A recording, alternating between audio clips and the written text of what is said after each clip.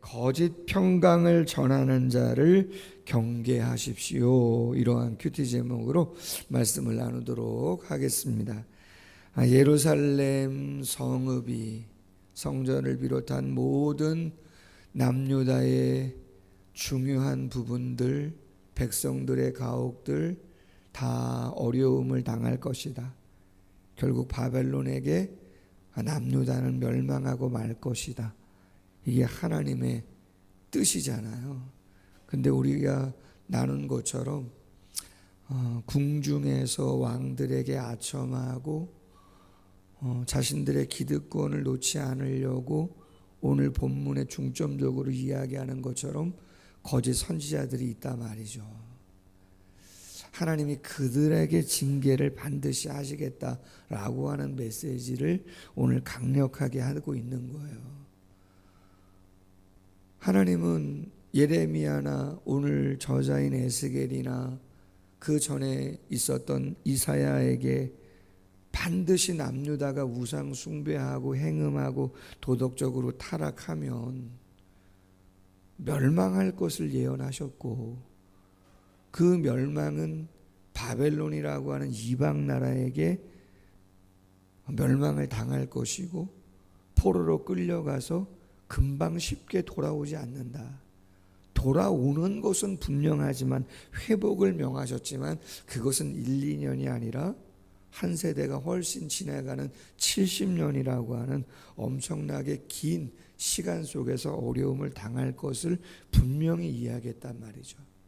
근데 여러분, 저도 그렇지만 여러분도 그렇겠지만 안 좋다라고 하는 거, 회개해야 된다라고 하는 거, 망할 것이다라고 하는 것을 누군가에게 그런 이야기를 듣는다면 내가 잘했든 잘못했든 솔직히 인간은 감정의 동물이기 때문에 좋은 이야기를 듣기를 원하지, 부담스럽거나 부정적인 이야기를 듣는 것은 내가 솔직히 잘못했다고 할지라도 그럴 수 있다는 거죠.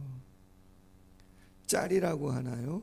유튜브에 짤막한 쇼츠의 영상들이 올라오는데 거기에 어떤 예능 프로가 있는데 정확한 제목은 모르겠고 유재석이라고 하는, 조세호라고 하는 개그맨들이 뭐 이렇게 게스트를 불러서 이야기를 하나 봐요.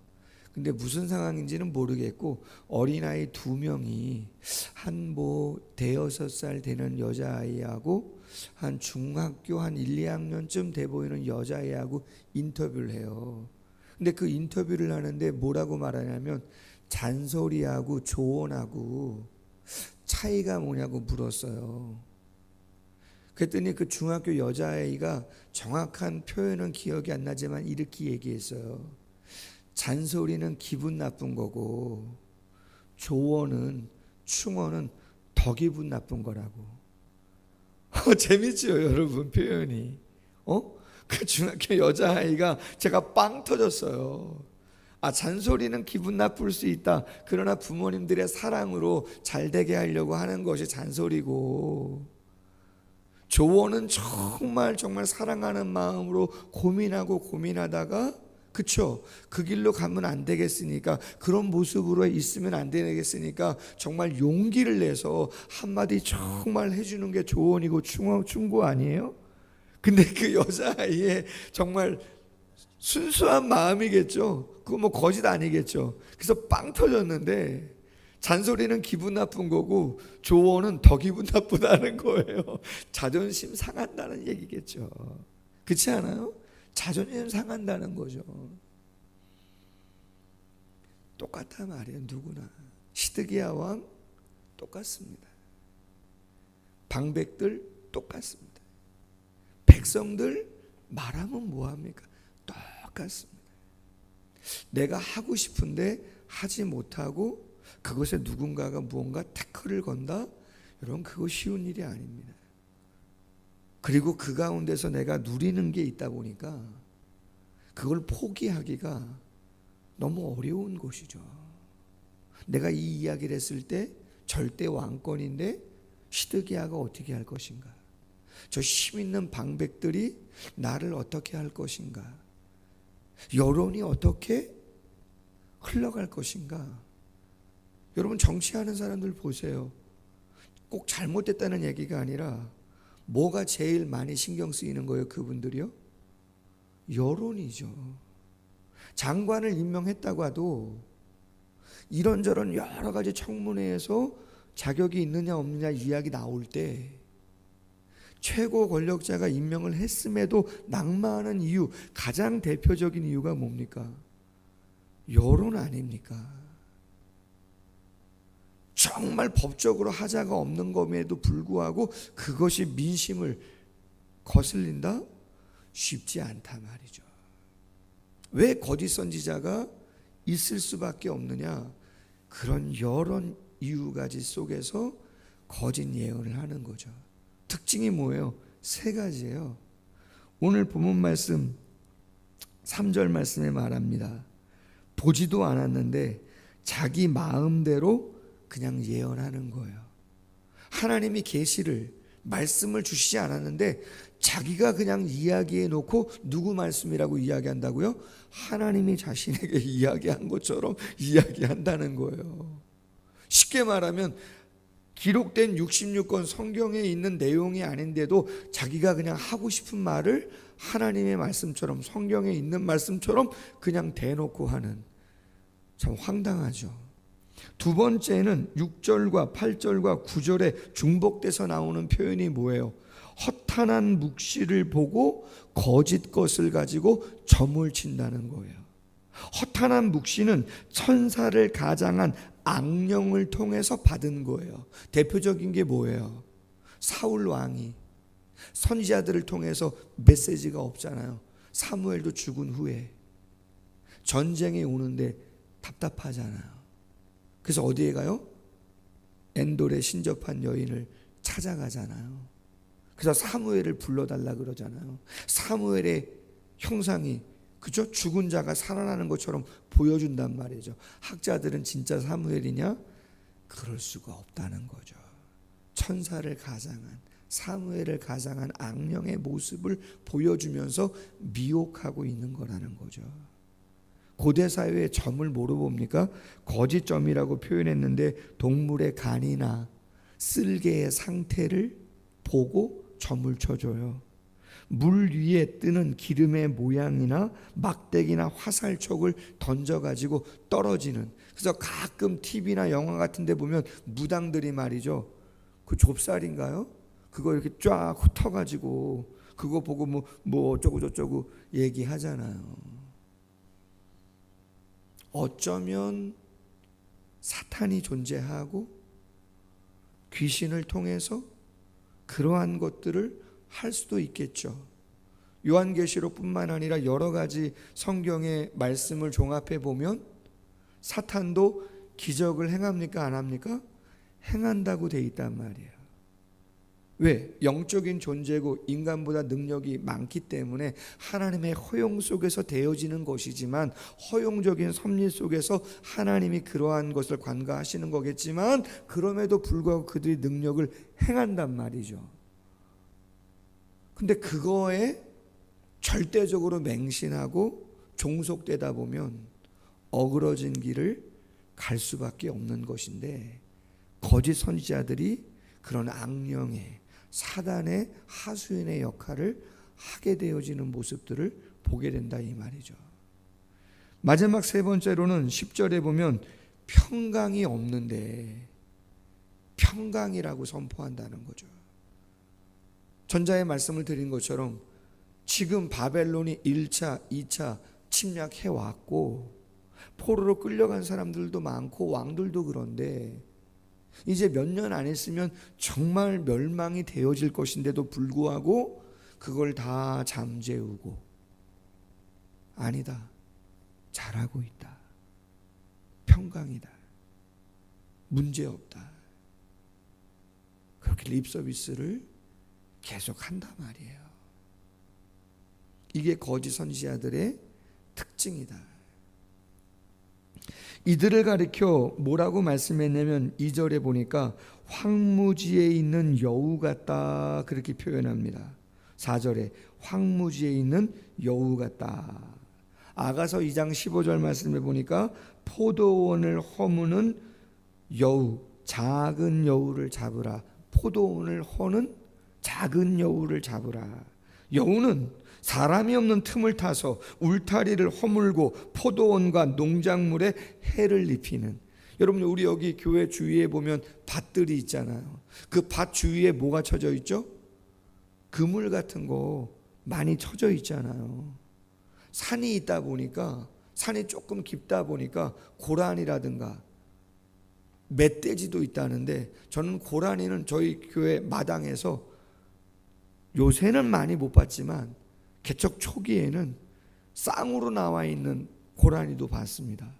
새벽에 문을 열고 딱 나오는데 마당 가운데 고라니 2마리가 있는 거예요. 처음에 깜짝 놀랐어요. 저게 뭐지?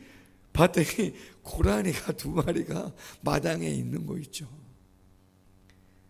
13년 전에 초등학교 후문이 있었습니다. 삼가 초등학교. 거기에 팻말이 하나 딱 붙어 있었습니다. 아이들 데리고 갈 때 산 넘어갔었거든요, 처음에는. 근데 거기에 뭐라고 적혀 있었냐면 멧돼지를 만났을 때 주의사항. 후문에 딱 학교에서 붙여놨었어요. 왜? 산하고 연결되어 있기 때문에. 담을 허는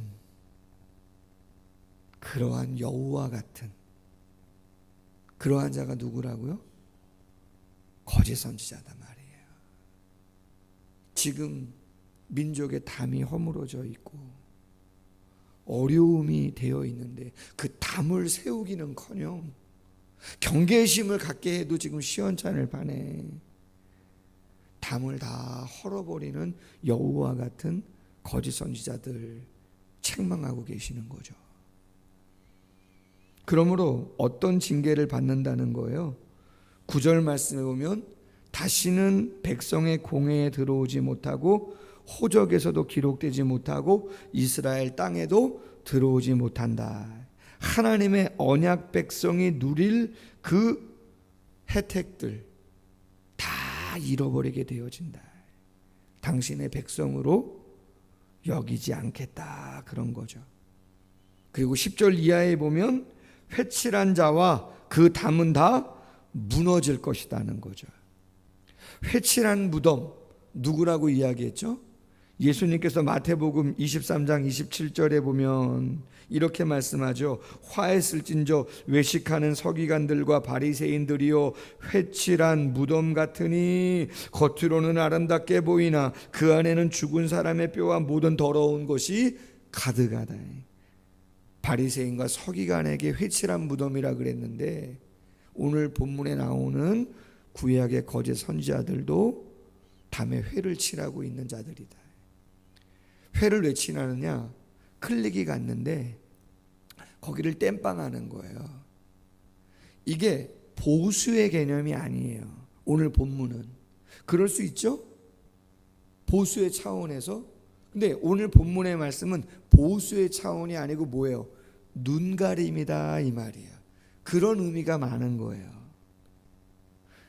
클릭이 가서 지금 무너지기 직전인데 괜찮다고 그냥 겉에만 깨끗하게 안 보이게 위장하고 있는 거란 말이죠.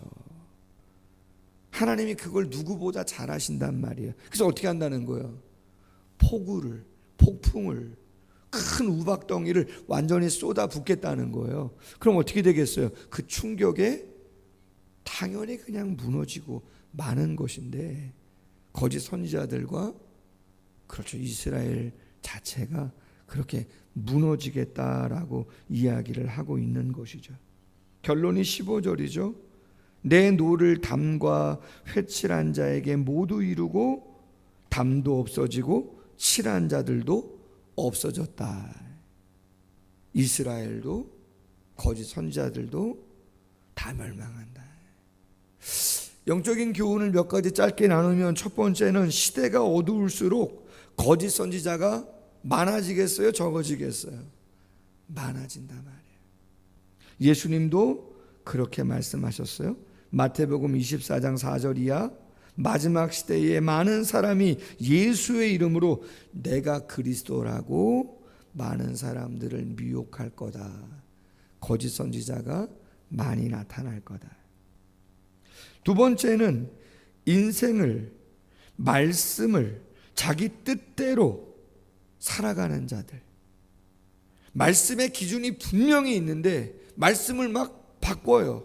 자기 마음대로 덧붙이기도 하고 가감하기도 하고 그렇게 해버린다는 것이죠. 신명기 4장 2절 말씀에 여호와의 명령을 가감하지 말아라. 덧붙이거나 빼지 말아라. 요한계시록 22장 말씀도 그런 말씀 아니에요. 이 예언의 말씀에 더하는 자 빼는 자 하나님의 저주 받는다. 여러분 주일날 긍정의 힘이나 잘 되는 나, 복에 대한, 성공에 대한 말씀을 나눕니다. 여러분 성경에 복에 대한 이야기가 있습니까 없습니까? 놀라운 복이 많습니다. 신명기 28장 보세요. 다 복으로 꽉 차 있습니다. 할렐루야. 천대까지 복을 주시겠다고 누가 말씀하시는 거예요? 하나님 말씀 아닙니까? 근데 성경이 복에 대한 말씀만 있나요? 제가 주일날 서두에 말씀을 드린 것처럼 번영신학이라고 이야기하지만 여러분 번영신학이 잘못된 것이지만 번영에 대한 얘기가 없지가 않아요. 그러나 번영신학의 문제는 뭐예요? 여러분 신앙생활은 복만 있지 않아요. 고난도 있고 감당도 있고 때로는 저주도 있고 심판도 있습니다. 아멘? 성경에 다 담고 있는 내용이에요.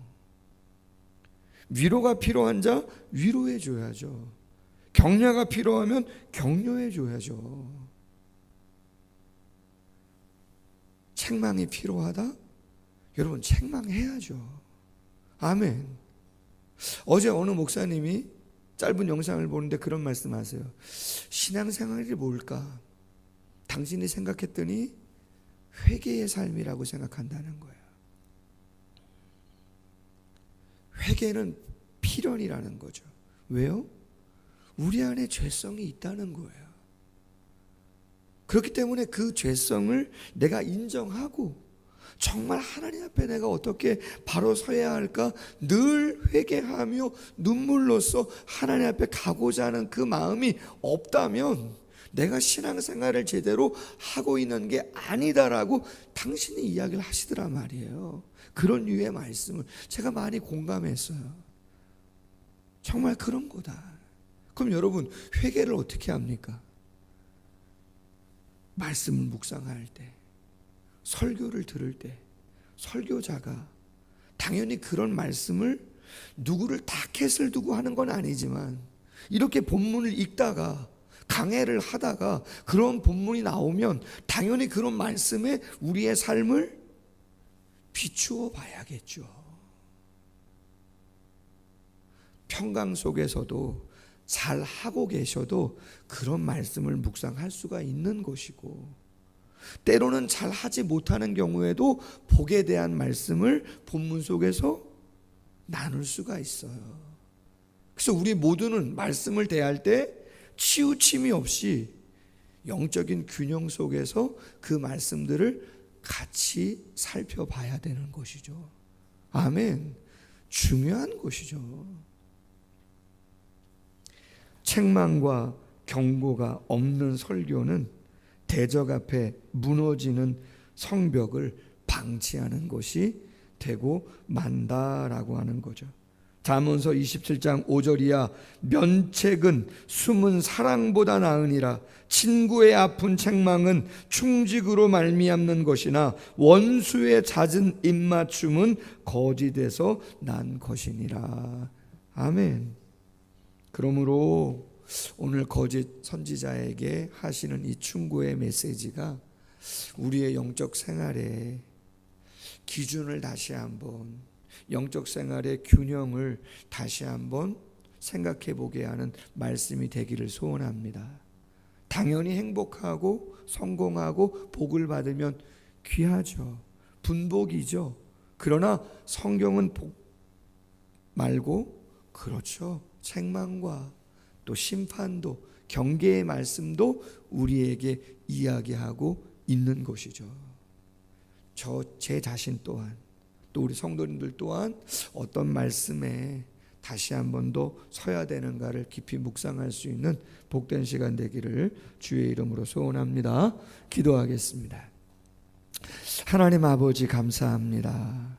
당신의 귀한 말씀을 나누게 하시고 말씀을 전하는 자도 말씀을 듣는 자도 어떠한 마음의 자세로 당신의 말씀을 대하여야 하는가를 나누게 하시니 감사합니다.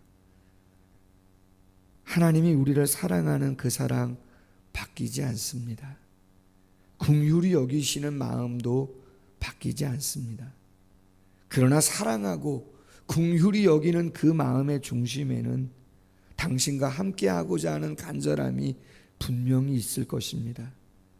그러나 자녀임에도 백성임에도 그 하나님의 마음을 저버리고 내 자신이 내 삶의 주인이 되어 내 마음의 우상을 세워놓고 그 길을 가고 하나님의 경계의 말씀을 듣지 않고 안주하고 타협하고 그렇게 무뎌지는 삶으로 살아간다면 하나님 오늘 말씀의 대상이 저희가 돼야 되지 않겠습니까? 혹시라도 그러한 부분이 없는가 다시 한번 생각해 보게 하시고 닥쳐올 심판, 하나님의 폭우와 폭풍과 큰 우박과 같은 것들이 하나님의 진노로 내릴 때 하나님 이스라엘이 멸망할 수밖에 없고 거짓 선지자가 내쫓김 당할 수밖에 없는 것임을, 회칠한 담이 다 무너질 수밖에 없는 것임을 기억해 보면서 경계할 수 있도록 도와주시옵소서. 그리고 삶 속에서 필요한 간절한 기도의 제목들 하나님께 올릴 때에 하나님의 마음에 담겨지는 귀한 시간 될 수 있도록 함께하여 주시옵소서. 감사하며 예수님의 이름으로 기도하옵나이다. 아멘. 계속해서 기도합니다.